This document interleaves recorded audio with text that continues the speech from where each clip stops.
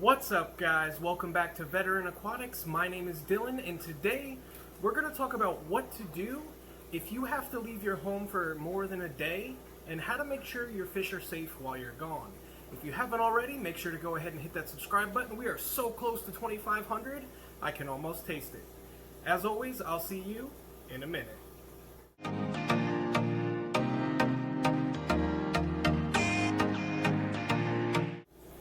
If you're watching my video and this is your first time, welcome to the channel. My name's Dylan and I'm a Marine Corps veteran with a massive love for fish. I focus mostly on DIY projects and informational things to kind of help you get a better understanding of the hobby and how to keep your fish, safely in a healthy way and kind of treat the hobby more sustainably. With that said, let's go ahead and get to today's topic. So, you have to leave your house and you're scared to leave your fish unattended. The first thing that you need to consider is how long you are leaving. If you're leaving from 1 to 3 days, there's not a whole lot for you to do. Make sure all of your heaters are functioning properly because most often when it comes to failure of aquarium equipment, it's a heater. You can either cook your fish or freeze your fish if the heater goes, or even electrocute them. Oftentimes a heater blows and the glass shatters and you end up electrocuting your fish. So just take a look, double check all your heaters, make sure there's no condensation inside, make sure there's no black scorch marks, and you should be good. Feed your fish pretty well before you leave, and you're all set. That's really all there is. You don't have to do a whole lot. Like I said, just double check all your equipment, make sure everything's good, and give your fish a good feeding. Excuse me. So why are we talking about this? Well, I'm leaving my house for 24 to 48 hours. My wife is actually being induced, so we're going to welcome our second daughter into the world, hopefully tonight. So by the time you guys are seeing this, we'll already be in the hospital, my wife will be in labor, and I wanted to give you guys a video before I left. And as I was preparing the fish room to leave, I thought this would be a great time to do it. But what if you're leaving for longer? What if you're leaving for, 4, 5, 6 days to 2 weeks? Well, there are some other things to take into consideration. So let's go ahead and talk about that. So you're leaving for an extended period of time. Let's go ahead and say it's 2 weeks. You're going on vacation, you've been waiting all year to go on vacation, but you don't want to leave your fish tanks unattended.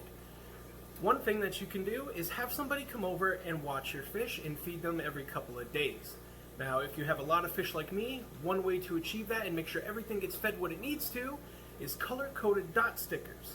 So what I would do if I was leaving for an extended period of time, I would have one of my friends come over and feed the fish room. I would put, let's say, blue dots on kelp wafers, red dots on flake, and yellow dots on pellets. So I would then mark the tanks with the same dots so they knew what foods to feed what tanks. It's a really simple way of doing it. It kind of makes it idiot-proof, and it makes sure that your buddy that doesn't know much about fish feeds your tanks the correct things. Another thing you could consider is an auto feeder. Now, I wouldn't recommend going out, buying an auto feeder, loading it up with food, and then walking away for 2 weeks. I would get one before you were going, so you have the opportunity to test it out, make sure it's fine-tuned to what your tank needs. That way, when you go, you have the peace of mind and knowing that everything's going to be okay, you know how the auto feeder works, and you don't end up destroying your tank, overfeeding it, and killing all of your fish from the ammonia spike. All right? And again, it goes back to the things I said, even for a couple of days. Check your equipment, check your heaters, check your power strips. If you live in an area like I do in the northeastern Pennsylvania, and right now, especially Texas, Texas got a bunch of snow and a lot of people lost power for a long period of time. I'm lucky in that I have a generator, but other people aren't. And if your power is going to be out for more than 6 to 8 hours, odds are your tank's going to start to struggle around that 12-hour mark. Your water is going to be deoxygenated, you're not going to have any flow or oxygenation in the water. What do you do to prepare for that? Well, unfortunately, unless you have a generator hooked up and ready to go, there's not a whole lot you can do. But if you're willing to spend the money, you can get battery backups, an up system. Plug all your equipment into that. That way there is a battery-powered electric function to run your heater and your filter.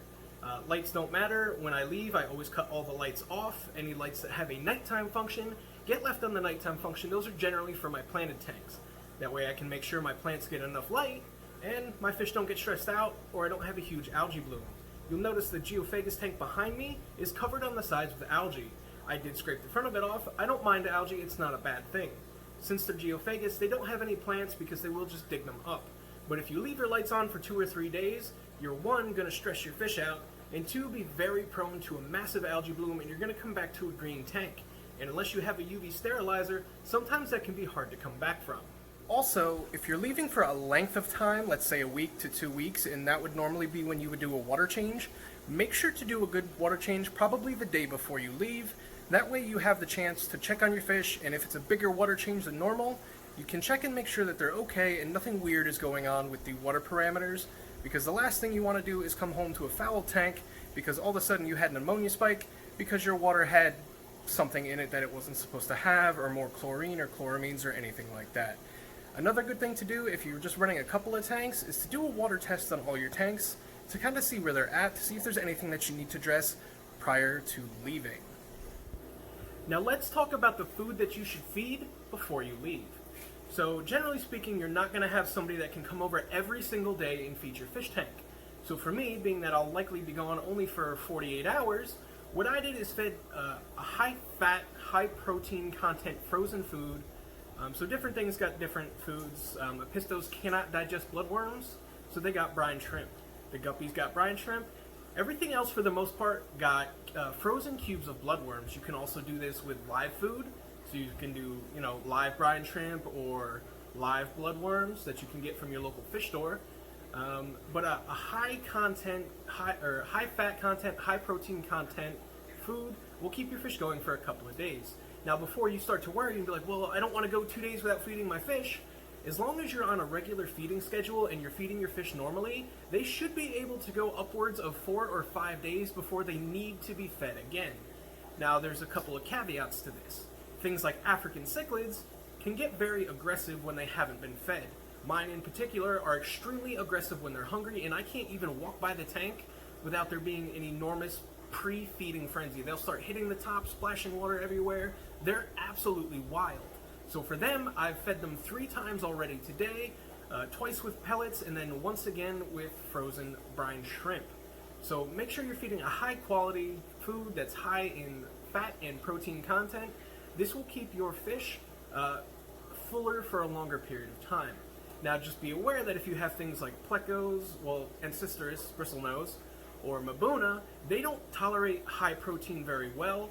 So just make sure you feed them a good quality veggie pellet or kelp wafer or something along those lines. For bristlenose, if you've been feeding, let's say, cucumber for long periods of time and you know they can digest or eat an entire cucumber or half a cucumber in 24 hours, you can go ahead and leave it in the tank. I would not, however, recommend leaving that in the tank if you're not sure how much they can eat, because it can foul your water, cause an ammonia spike, and kill off your tank. So that's when it really comes down to knowing what you're feeding your fish, having fed them that before, and being a little bit more knowledgeable about the fish that you keep in your fish room or in your home in general. So that's kind of it for what I think you should do before going away. Like I said, it's different for everybody, but if you don't have a friend that can watch your tanks, definitely look into a quality auto feeder. Don't just buy the cheapest one that you can get. It might break, it might malfunction, and you might come home to a tank full of floating fish and that terrible dead fish smell.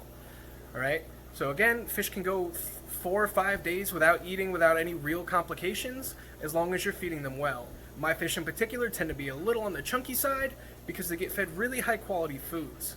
So they're definitely going to be able to last, they could probably last a week, but in the event that we're going to be, in the hospital for longer than 3 days, I will come home and then just go back and pick my wife up when it's time. That said, guys, I'm really anxious, I'm really nervous, and I'm really excited to meet my second daughter.